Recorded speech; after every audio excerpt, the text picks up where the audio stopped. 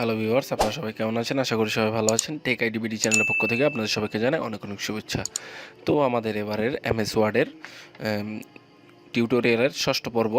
তো আজকে আমরা আমাদের যেই হোম হোম মেনুতে হোম ট্যাবে এমএস ওয়ার্ডের যে হোম ট্যাব আছে, হোম ট্যাবের মধ্যে একটি কপি কাট পেস্ট একটি অপশান আছে। সেই কপি কাট পেস্ট এবং ফরম্যাট প্রিন্টার যে একটি অপশান আছে বা একটি ট্যাব আছে, সেই ট্যাবের কাজটি আপনাদেরকে দেখাবো।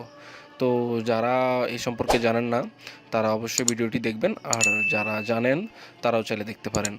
আর ভিডিওটি শুরু করার আগে যারা এখনও পর্যন্ত আমার চ্যানেলটি সাবস্ক্রাইব করেনি তারা জলদি সাবস্ক্রাইব করে নেবেন, যাতে নিত্য নতুন সকল ভিডিও সবার আগে আপনি আপনার নোটিফিকেশন বক্সে পেয়ে যান।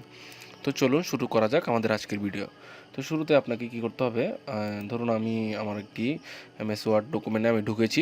এখানে দেখুন এই যে আমাদের হোম ট্যাব যেটি আছে, হোম ট্যাবের এখানে দেখুন পেস্ট, কাট, কপি, ফরম্যাট, এই যে ক্লিপবোর্ড যে অপশনটি আছে, ক্লিপবোর্ডের মধ্যেই যে আমাদের এই ক্লিপবোর্ড ট্যাবের মধ্যে সবগুলো দেওয়া আছে। তো যখনই আমরা আমাদের তো আসলে এইগুলোর কাজ কিন্তু আমাদের প্রত্যেকটা ক্ষেত্রে আমাদের এই কাজটা মানে থাকবে, আমাদের এই কাজটা করতেই হবে। তো সেক্ষেত্রে আমরা কী করব, ধরুন আমি আমার এখানে কিছু লেখা আমি সাজিয়ে রেখেছি। তো যখনই আমি দেখুন এখানে আমার এগুলো বোল্ড করা আছে।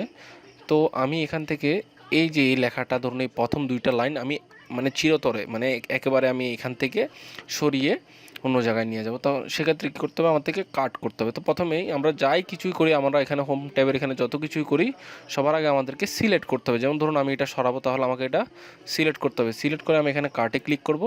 কাটে ক্লিক করে ধরুন আমি এখানে পেস্ট করব। তাহলে আমি এখানে সিম্পলি আমি এখান থেকে পেস্ট যে বাটনটি আছে এটা ক্লিক করব। দেখুন আমার এখান থেকে লেখাটা লাইনটা সরে আমার আবার এখানে চলে এসছে।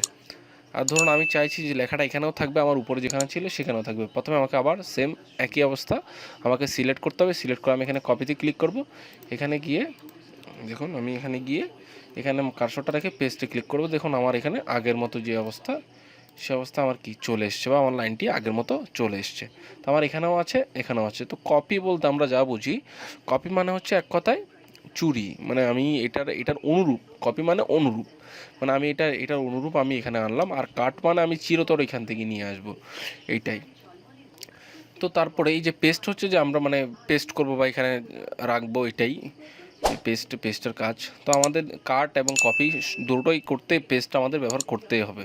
আমরা কপি করেও যদি কোথাও নিতে চাই সেক্ষেত্রে আমাদের পেস্ট করতে হবে, আমরা কাট করেও কোথাও নিতে চাইলে সেক্ষেত্রে আমাদের যে পেস্ট যে বাটনটা পেস্টের কাজ আমাদের করতে হবে। তো আশা করি বুঝতে পেরেছেন। তারপরে দেখুন ধরুন আমরা এখানে এটা আমরা কেটে দেবো, আমরা এটা ব্যাক স্পেস দিয়ে কেটে দিলাম। তারপরে আবার এই যে আমাদের ফরম্যাট প্রিন্টার এটার একটা কাজ রয়েছে। তো ফরম্যাট প্রিন্টারের কাজ এটাই যে দেখুন আমি এই যে আমার এই লাইনটুকু, ধরুন আমি এইটুকু আমি এই যে আমার এই লাইনটার মতো দেখুন আমার এখানে যে ফন্টের যে সাইজ এবং যে বোল্ড করা সেম আমি করব। তাহলে আমাকে কী করতে হবে, প্রথমে আমাকে এটা সিলেক্ট করতে হবে। সিলেক্ট করে এখানে দেখুন ফরম্যাট প্রিন্টার যে অপশানটা আছে না, মানে আমি একই ফরম্যাটের করব, আমার এই লেখাটাও আমি সেম ফরম্যাটের করব। তো সেক্ষেত্রে আমাকে কী করতে হবে, আমাকে প্রথমে যেই মানে আমি কাজটার বা যেই ডকুমেন্টটার কাজ আমি একই ফরম্যাটে করব, সেক্ষেত্রে আমাকে সেই ডকুমেন্টটা বা সেই ফরম্যাটটা বা সেই লেখাটা আমাকে আগে সিলেক্ট করতে হবে। সিলেক্ট করে আমি এখানে ফরম্যাট প্রিন্টারে ক্লিক করব। ক্লিক করার পর দেখুন আমার এখানে একটি ব্রাশ টুলের মতো চলে আসছে। তো আমি সিম্পলি যেটার উপর করব সেটা আমি কি এখানে এটার উপর ড্রাগ করলাম। ঠিক আছে, মাউস থেকে আপনি লেফট বাটনটা চেপে ধরে আপনি কি ড্রাগ করবেন।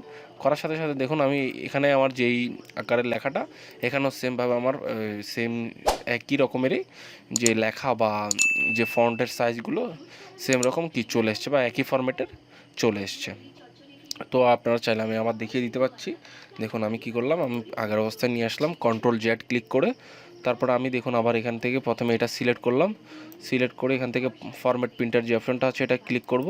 ক্লিক করার পর আমি এটার উপর এটা একই ফরম্যাটে বানাবো, তাহলে এটা আমি এখান থেকে আবার দেখুন আমি এখান থেকে এটার উপর ড্রাগ করলাম। দেখুন আমার আগের মতো ফরম্যাট।